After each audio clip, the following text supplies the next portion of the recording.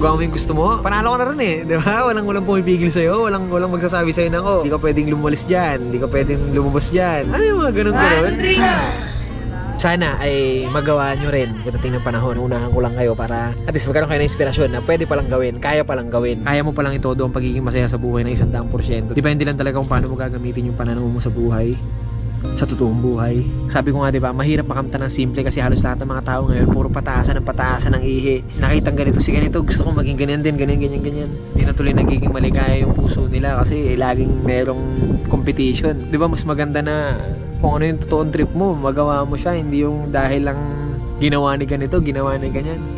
No, man.